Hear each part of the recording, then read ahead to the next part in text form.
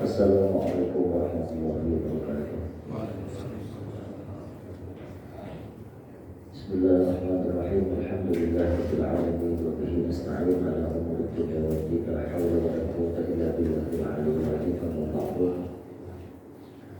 Bapak-bapak, ibu-ibu semua yang saya hormati, Bapak Mukarrabin alim ulama yang saya hormati dan saya taklimi.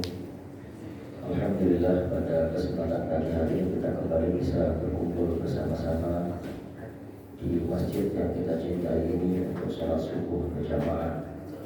Satu ibadah yang cukup berat bagi orang yang tak pernah bangun subuh.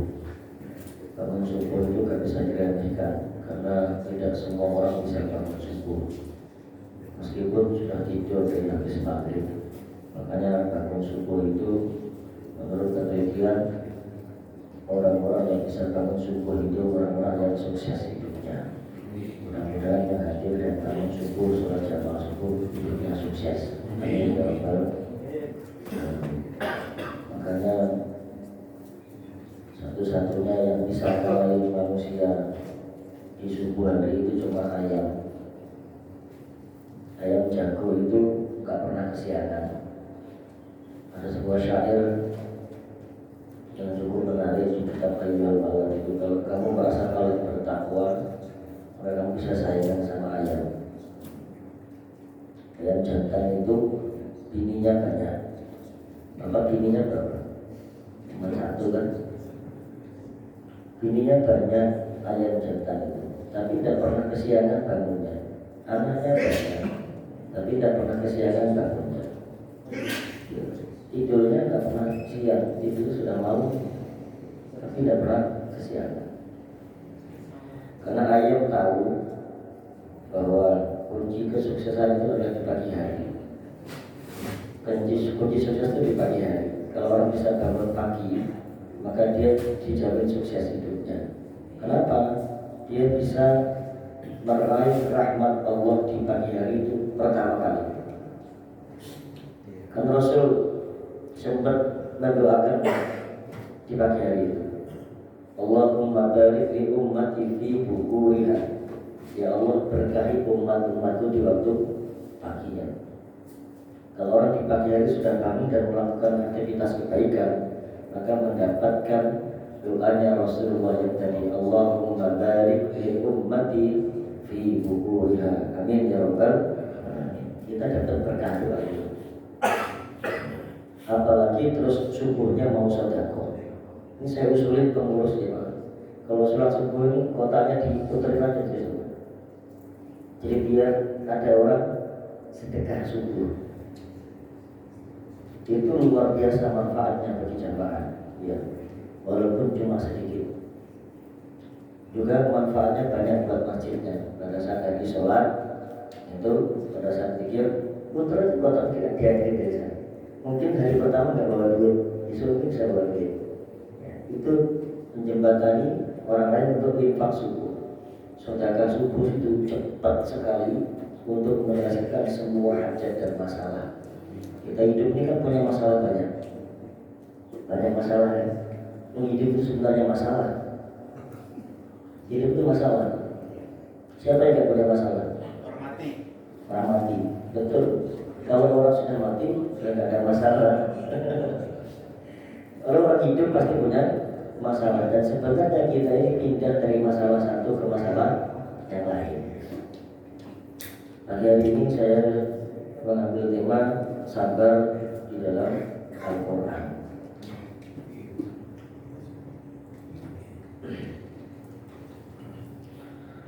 Di dalam Al-Quran, Allah itu memuji dan memberikan reward bagi orang yang sabar. Dari surah Al-Imran ayat 146, Allah sampaikan wa ka'ayyin min nabiyyin qatala ma'ahu ribbiyun katsir wa ma wahanu lima asabahum fi sabilillahi wa ma dhafu wa mastakanu wallahu yuhibbus sabirin. Di ayat ini Allah sampaikan betapa banyaknya nabi yang berperang didampingi didampingi sejumlah besar dari pengikut-pengikutnya yang bertakwa.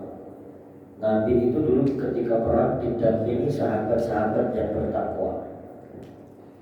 Sahabat-sahabat Nabi itu semuanya sangat menghargai Nabi. Ini pas bulan Maulid.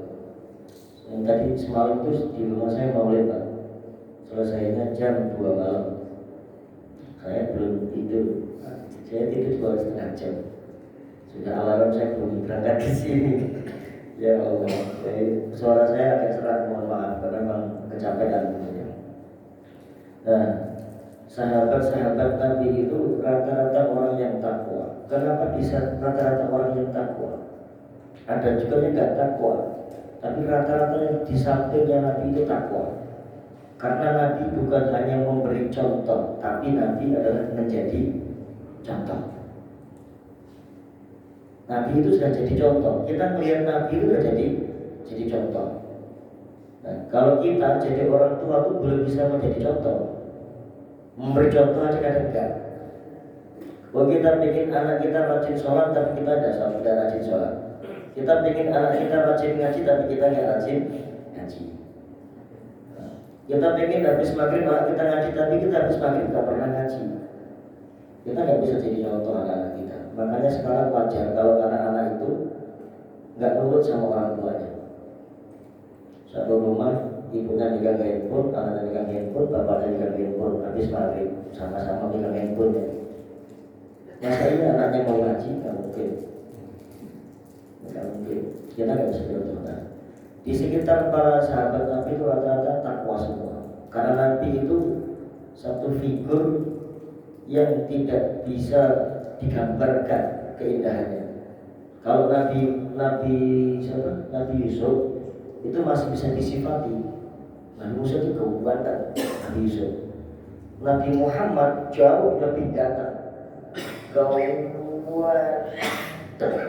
Muhammad. Tapi kita tidak pernah ketemu satu ayat pun di Quran yang menggambarkan kegantengan Nabi Muhammad SAW. Tidak pernah. Yang kita jumpai satu ayat yang memuji tentang akhlaknya Rasulullah. Ya kan? Wa innaka la'ala khuluqin azim. Itu seperti itu.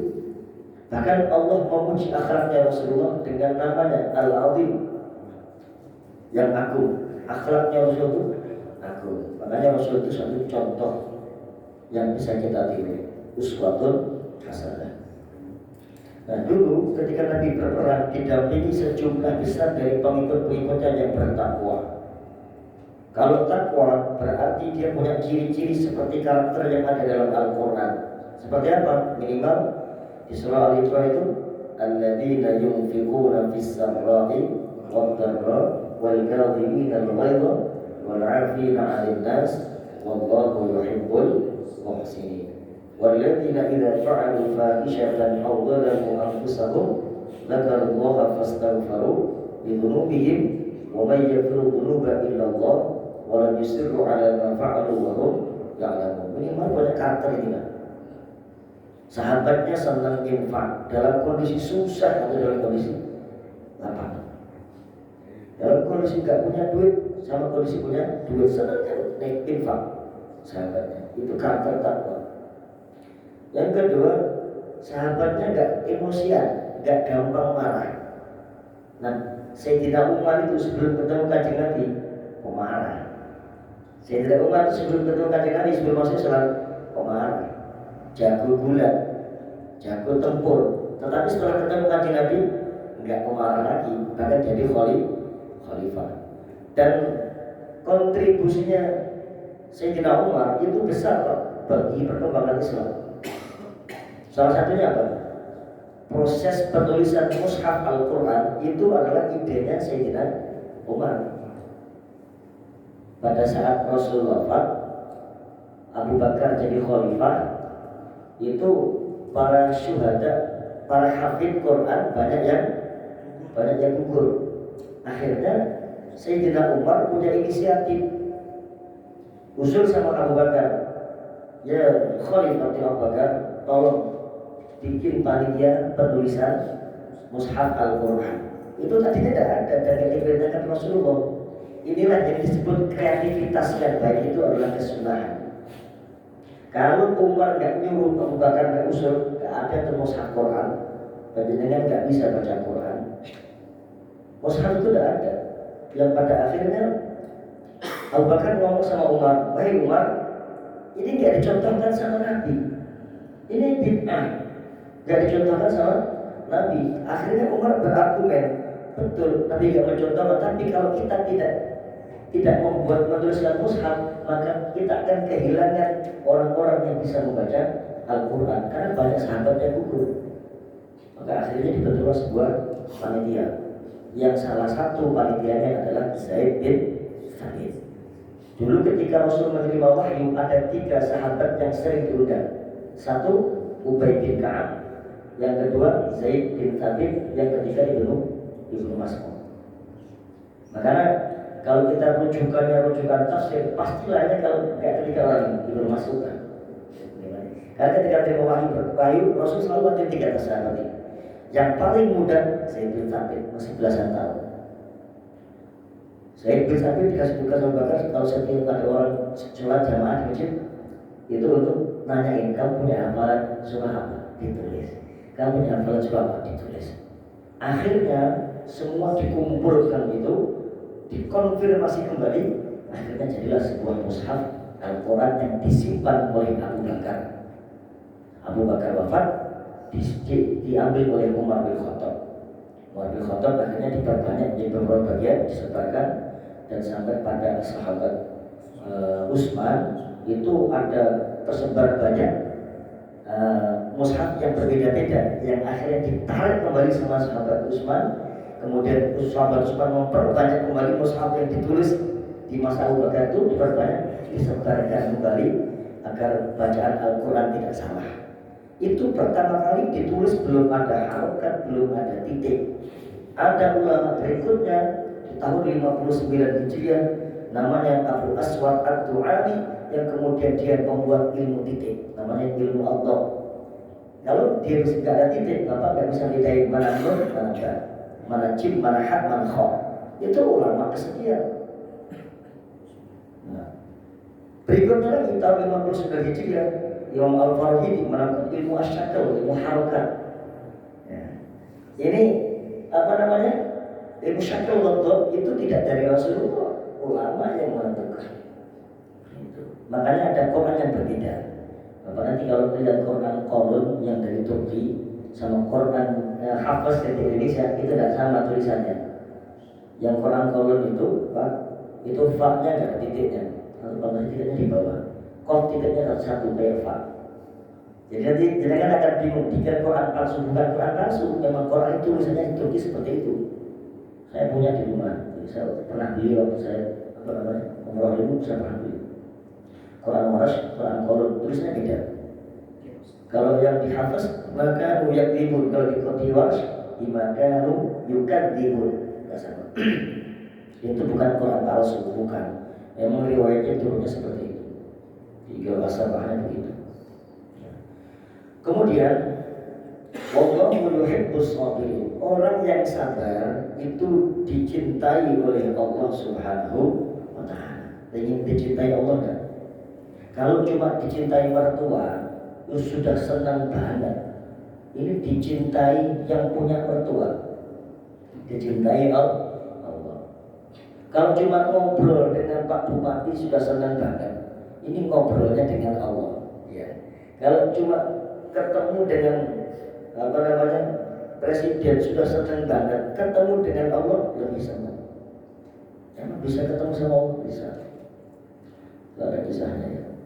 Sabar di dalam Al-Quran itu secara bahasa pengertiannya adalah tabah. Tabahnya hati. Kemudian yang kedua secara bahasa berarti mencegah. Mencegah, menahan, menanggung, itu sabar. Hatinya tabah, mencegah, tidak mau berbuat padahal dia boleh berbuat, menahan, tidak mau marah padahal dia boleh marah. Makanya di karakter takwa itu kan wal kadhiminal ghaidh, orang yang kuat menahan marah pada saat dia boleh marah. Orang yang mampu menanggung emosinya pada saat dia bisa meluapkan emosinya, boleh marah, tapi dia nggak marah. Boleh marah, tapi dia nggak marah. Itu luar biasa. Itu orang sabar. Sabar itu secara istilah itu menahan diri atau menahan nafsu dari keluh kesah, meninggalkan keluhan atau pengaduan pada selain Allah. Ngeluh aja isinya, tidak ada syukurnya. Badan rasanya sakit semua. Padahal yang sakit cuma kepalanya, tapi katanya sakit semua. Gimana Pak kabarnya rumahnya? Rumah saya bocor semua. Ya bocor semua, bocor cuma pojokan, cuma bocor semua. Kalau bocor semua rumahmu nggak ada gentengnya. Ya, yang bocor cuma sedikit. Yang sakit cuma tangannya, bilangnya sakit semua. Itu seperti itu sering Pak. Sering banget. Ya. Kita sering terjebak di situ. Jadi akhirnya itu menghindari rasa syukur kita kepada Allah Subhanahu wa Ta'ala. Kalau saya itu sabar, kalau saya nggak sabar susah pukulin. Sabar gimana? Sabar kok ngomong-ngomong, ngeluh. Ya, sabar kok apa namanya kok ngeluh terus, itu nggak sabar namanya. Sabar itu mampu menahan nafsu. Dulu saya pernah sampaikan di khotbah Jumat atau di Ramadan. Nafsu itu cenderungnya adalah naik. Karena nafsu ketika dibuat sudah naik, sudah sombong kepada Allah. Karena nafsu itu perintahnya selalu pada keburukan, ya kan? Nafsu perintahnya kepada keburukan. Makanya nafsu ketika diperintahkan Allah, dulu saya sampaikan bahwa ketika habis diciptakan lamma khalaqan nafsa, lamma khalaqallahu nafsa, ketika Allah setelah selesai menciptakan nafsu, Allah tanya sama nafsu, man ana? Apa jawab nafsu? Man ana? Siapa saya? Ditanya sama Allah, siapa saya? Jawabannya, siapa saya? Nah, gitu kan? Siapa gua? Siapa gua? Nah, gitu kan? Jadi apa namanya? Lebih besar, lebih sombong. Itu ketika baru diciptakan sama Allah Subhanahu wa Ta'ala, sampai akhirnya dihukum sama Allah, direndam di dalam lautan lapar selama 1000 tahun. Baru dia ngomong, Antallah, anta Rabbi, engkau tahu, engkau Allah, engkau Tuhanku. Makanya yang bisa meredam nafsu cuma puasa. Orang-orang yang belum menikah seperti Khalil itu harusnya puasa. Kalau nggak puasa nggak bisa nahan nafsu. Ya, salah sendiri belum nikah.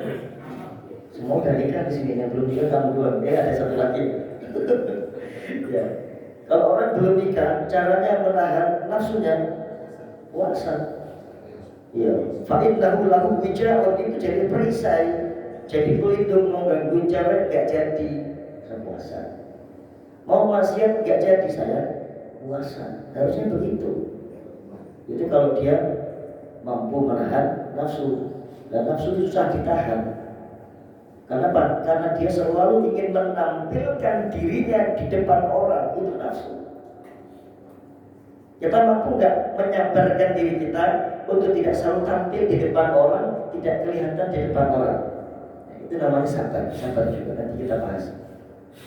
Sabar itu mampu menahan nafsu, menahan keluh kesah dari selain Allah. Dari selain Allah. Kalau mau ngeluh sama Allah saja, jangan di Facebook Bu ya. Facebook nggak bisa jawab. Mau ngeluh masalah suami kok di Facebook. Di status juga di SW gitu kan ya. Apa namanya? Duit saya. Dia yang makan, yang kerja saya, dia yang makan. Akhirnya yang komen di bawahnya, siapa Mbak? Nama banyak yang komen di bawahnya itu bukan solusi. Bukan solusi. Rumah tangga ya seperti itu ya. Ada masalah, selalu ada masalah. Makanya rumah tangga itu yang diinginkan bukan baik tapi barokah. Rumah tangga itu diinginkan bukan baik tapi barokah. Kalau baik bisa nggak baik, tapi kalau barokah terus baik.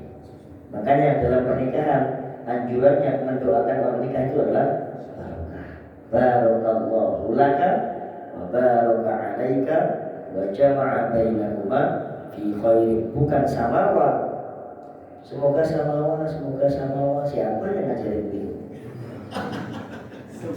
Enggak ada, Rasul tak pernah ngajarin itu. Yang Rasul ajarkan bukan samawa. Barakallahu laka wa baraka alaika wa jama'a bainakuma fi khairin. Itu Pak yang disampaikan ketika dalam nikah. Bukan sama Allah. Sakinah mawaddah warahmah. Konsep itu seperti apa? Ketika ada pengantin doakan begitu. Kenapa? Karena doa itu mengandung makna yang cukup dalam. Barakallahu laka, semoga Allah memberkahimu dengan hadirnya pasangan barumu dalam kondisi yang baik. Kondisi baik barokah. Wa baraka 'alaika, dan semoga Allah memberikan keberkahan kepadamu dengan hadirnya pasangan barumu dalam kondisi yang tidak baik. Laka itu dalam konsep bahasa Arab maksudnya dalam kondisi baik. 'Alaika dalam kondisi yang tidak baik. Hidup itu, rumah tangga itu kadang baik, kadang enggak, kadang punya duit, kadang enggak, kadang senang, kadang susah. Enggak senang terus, kadang susah juga Lin. Kamu kan belum pernah rumah tangga ya. Dikira orang rumah tangga itu enak terus, tidak. Ya kadang ada susahnya, kadang ada senangnya. Makanya doanya seperti itu. Nah, kesabaran dibutuhkan yang luar biasa di sana. Kebetulan saya sudah lama menikah, jadi pengalaman ya. Dulu ya sempat nggak tergoncangkan karena masih sangat muda gitu. Nah, banyak sekali ulama yang mendefinisikan sabar itu bermacam-macam. Di antaranya dalam kitab At-Ta'rifat itu Sayyid Al-Jurjani itu pernah mengartikan bahwa sabar itu menahan diri untuk tidak mengeluh karena musibah atau derita yang menimpanya, menahan diri tidak mengeluh karena musibah atau derita yang menimpanya, kecuali hanya kepada Allah. Bisa nggak begitu? Istrinya diambil orang, Allahnya ke Allah. Ya Allah, enggak begitu biasanya. Itu berat Pak, yakin berat. Ya, kecuali laki-laki yang memang punya istri lebih satu. Ya, kecuali laki-laki yang memang punya istri lebih dari satu. Kalau bagi perempuan yang setia itu berat. Ya. Makanya betul-betul sabar itu harus dipupuk. Yang kedua, Abdul Qadir Isa dalam kitab Haqaiqut Tasawuf itu pernah mendefinisikan bahwa sabar itu artinya menjauhi perbuatan-perbuatan yang menyalahi perintah Allah. Nanti kita bisa tarik kesimpulan dalam Al-Quran, sabar itu dicontohkan beberapa macam. Tenang ketika tertimpa musibah atau bencana, itu sepertinya tidak begitu ngefek. Ya. Dalam kondisi kaya, dalam kondisi fakir, tenang, stabil, tidak goncang sedikit pun, sehingga orang tidak tahu dia sedang ada masalah atau tidak. Jadi begitu. Kemudian ada lagi Abdul Mustaqim itu sabar itu pernah menulis sabar itu sifat yang aktif, bukan pasif. Sabar juga sifat yang positif, bukan yang negatif. Sehingga bisa ditarik kesimpulan bahwa sabar itu dalam hal-hal yang positif, bukan dalam hal yang negatif. Aku tak sabar nyuri aja deh. Aku tak sabar dugem saja. Nah, Bapak tiap malam pergi kemana sih Pak? Saya tuh sudah berlatih sabar main gamelan. Main gamelan kok sabar. Sabar itu untuk hal yang positif. Nah, makanya perintah untuk bersabar datangnya dari Rasulullah. Datang dari Rasulullah sebagai contoh suri tauladan yang baik. Beliau mengatakan begini, sabar itu ada 3 macam. Yang pertama dalam menghadapi musibah, wasbir ala ma asaba. Di Quran seperti itu, wasbir ala ma asaba. Yang kedua, sabar dalam ketaatan. Sabar dalam ketaatan. Wa ma umiru illa liya'budullaha mukhlishina lahu-din. Itu sabar ketaatan. Sabar dalam taat beribadah. Dan yang ketiga, sabar mengekang dari perbuatan maksiat. Ada 3 kategori kata Rasulullah. Sabar ketika tertimpa musibah, sabar melakukan ketaatan kepada Allah dan ibadah, sabar untuk mengekang dirinya dari perbuatan maksiat. Ini sabar yang kategorinya tidak mudah dijalankan. Makanya di Quran kalau kita tarik kesimpulan ada dua jenisnya sabar, satu aktif, yang kedua pasif. Sabar yang aktif dan sabar yang pasif. Sabar yang aktif artinya tidak diam, sabar yang pasif itu diam. Nah, lagi tinggal di sebuah komplek atau di sebuah lingkungan yang maksiatnya tinggi, panjenengan gak mampu merubah, tidak mampu merubah, ya sabar. Sabarnya gimana? Ya hatinya mengingkari, wadhalika ad'aful iman, tapi gak ikut-ikut ke sana. Saya itu Pak, ketika baru pindah ke Limo di Depok itu, Masya Allah, gang masuk rumah saya itu tiap malam tuh bocah muda-muda itu minum minuman keras tiap malam. Setiap saya pulang ngaji jam 12 selalu tuh masih jalan di situ. Alhamdulillah sekarang sudah nggak ada. Akhirnya di tempat saya bikin pengajian aja. Saya bikin pengajian di musola, nggak mampu. Orang diajak ngaji nggak mampu ininya, nggak mampu. Dia maunya, sudah setiap habis ngaji makan. Saya usul setiap habis ngaji makan, masih tetap karena ekonominya rendah. Akhirnya pola pikirnya juga nggak mampu. Sepertinya pendidikan juga rendah. Waktu itu saya ngaji wakil korek, tapi tetap nggak mampu, itu cuma beberapa orang. Akhirnya saya ubah sekarang. Kita bikin majelis zikir. Akhirnya saya bikin majelis zikir. Udah, gak usah mikir, kita zikir aja, la ilaha illallah yang banyak saya gitu. Akhirnya kita ajak zikiran. Sekarang semalam itu majelis zikir yang bikin maulid Nabi di rumahnya datang ratusan. Setiap zikirannya datang